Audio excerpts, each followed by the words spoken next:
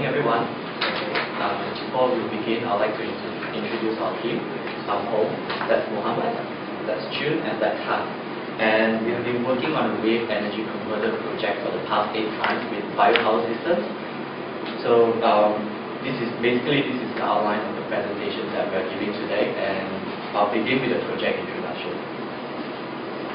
So as you can see in this video over here, this device, which is also known as a biowave, is designed to operate in ocean soft waves, and it absorbs energy at the water surface and below.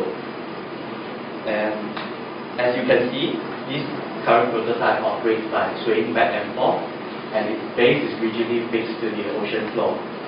So biopower systems is interested in designing a passive swiveling base that allows the device to align itself to the predominant wave direction in order to first maximize the power capture, and second is to reduce side loads acting onto the device.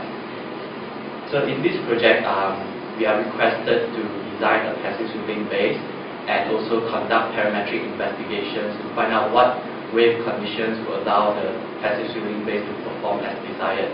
And by desired behavior, it means that the blades will be perpendicular to the wave direction, and by undesired behavior, it means that the blades will tend to be parallel to the wave direction.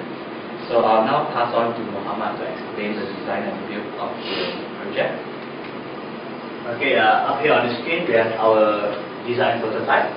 So basically you can see here it consists of 2 parts, which is the rotating part and the foundation base down here. Yeah, as you can see here is the assembly view of our prototype, and what we have here is the foundation base, and this is the rotating disc. We also installed a pulley system down here to introduce friction between these 2 plates. And yeah, the rotating disc will sit on top of the base plate, and the H bar locked onto the rotating disc so that it will turn together with the rotating disc. And last but not least, the 3 blades here. This is how it looks like when it's switched, and this is where the energy came from. So basically, in the real device, they have an energy converter down here to turn the kinetic energy into electrical energy, and this is how it looks like when it's rotated. And this is the difference in our prototype and the current existing one. And now it's alpha. So this is the actual image of our prototype that we're using in the lab, and we have these weights here to vary the friction between these 2 plates. So say if you want a higher friction here, we just use a heavier one. And we also installed a angle dial to monitor the rotation motion.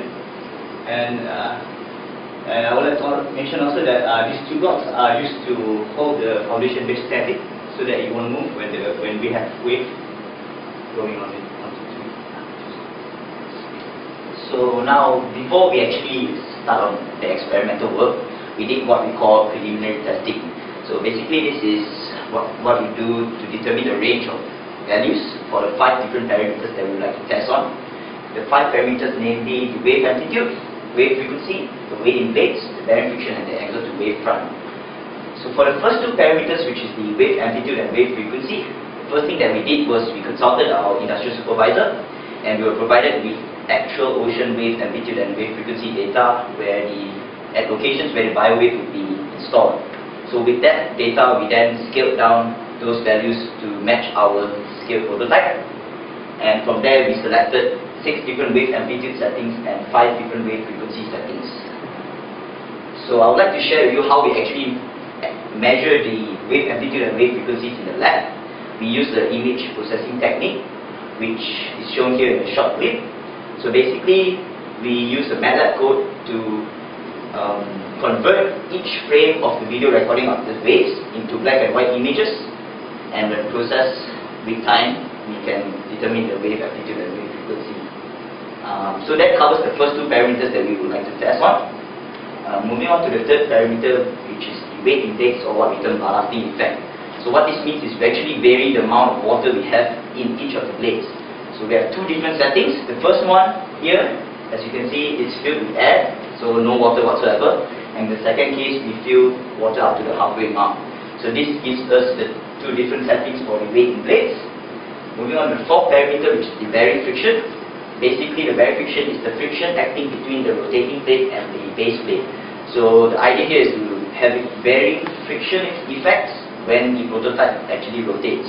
So we have three different bearing friction settings, which is high, intermediate and low, and this is the corresponding values calculated using just basic frictional force formula, and n is just given by this equation.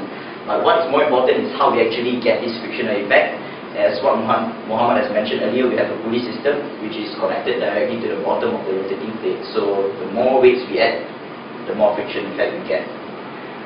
Moving on to the last parameter, which is the fifth parameter, it's angle to wavefront. We have four different settings, which is 0, 30, 60 and 90 degrees.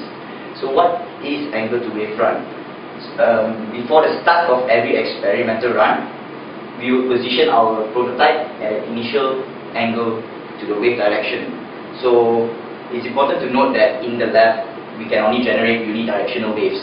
So assuming the wave travels from the left to the right of the screen, so a 0 degree angle to wavefront would mean that the prototype is initially positioned perpendicular to the wave direction. So for 30 degrees, we tilt it slightly at an angle. 60 would be more, and 90 would be literally parallel to the wave direction. So now that we have all parameters ready to start our experiments, we start on the experimental work itself. So each experiment would run for about 3 minutes, where we initially position the prototype at a certain angle that we chose, run the wave on the wave generator and see how the prototype orients itself.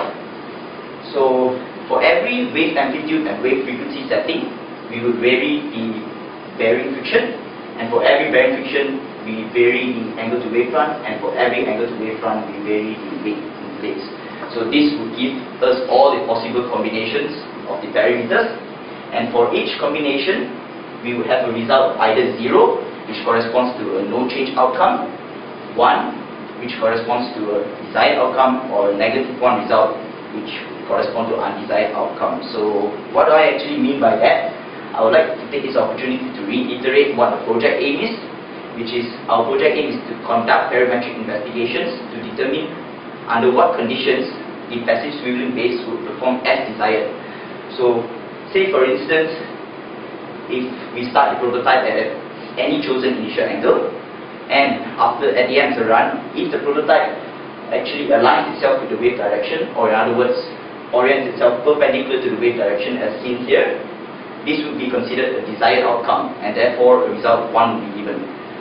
On the other hand, if at whatever angle we chose and we start the prototype at, and at the end of the run, the prototype orients itself parallel to the wave direction as seen here, this would be an undesired outcome, and therefore a -1 would be the result. And in the third possible result would be if we start the prototype at any angle, and at the end of the run it does not change its orientation. So that would be a 0 result, which gives us a no change result. So that's the 3 different possible results that we can actually have. So moving on, I'll pass to Han to talk about the results itself. So from the 720 experiment based on the 5 parameters that Shunin was talking about earlier, we used MATLAB to generate 3D plots to study the behavior of the prototype under different parametric conditions. For example, in this set of 3D plots, which is included in the third page of your handout, on the x and y axis we have the amplitude and frequency setting, and on the z axis we have the number of occurrences of a certain result, which in our case we have 3 results, 0, 1 and -1. The first block corresponds to result 0, which is when the prototype does not change orientation from its starting angle.